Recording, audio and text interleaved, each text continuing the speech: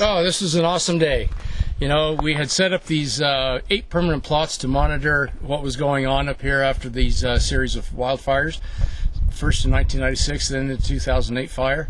And every year we try to bring a group of students out from the local high schools to collect the data on these plots. And today we had the outstanding crew from Oakland High School. We have 2 teams that are going back to nationals. One of them is here with us today. That's our forestry team.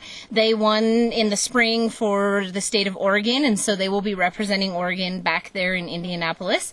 And we also have a floriculture team, which won their respective area, and they're going to be traveling with us too. So we've got a team of 5 and a team of 4, and 2 chaperones. Both of us advisors are heading back, and we're going to national convention.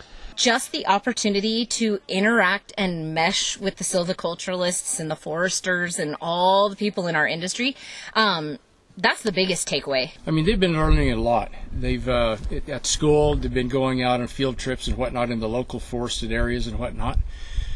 But they really haven't had opportunities to come out into a burned over landscape like this that has had time to evolve over the last 20 years, basically.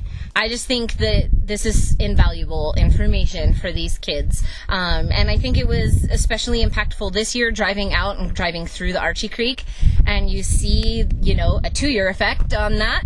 And then getting out here and being able to look at it 8, 15, 16 years down the road, and seeing that there's hope for our forests after fires and what they personally could do to help. I mean, in some of these places, even though there were trees planted, almost none of them survived, and there are no new natural seedlings that came in on their own because there's no seed source from the old seed trees from the fire.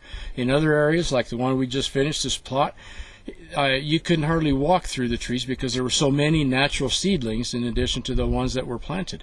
It's not often that these kids really get that opportunity to get out in the woods and see 10, 15, 20 years down the road, what does this look like when we're maintaining our forests? What are we doing that's working? What are we doing that's not? And that's what they're doing today. They're plotting those data points. They are finding what's working and what's not. One of those first 2 plots, the first 3 plots we went to, there's a lot of underbrush, and I can definitely see how when there's a forest fire, that's a lot of ammunition. I mean, our advisor took a step and was absolutely swallowed by this underbrush. So just seeing, it really makes a lot of sense connecting those dots between how we can really manage our forest better by taking care of some of that underbrush, and then it can prevent some of those giant forest fires that's happened here in 2008. These are future foresters, and those are some of the conversations with 2 or 3 of these young folks that, they were asking me questions, this and that, and they obviously had been thinking about these things for a long time and thinking and wondering, well, yeah, I think I'd want to do this, or I think I'd want to work for that, and create the spark in them, the enthusiasm that, yeah, I can do this too.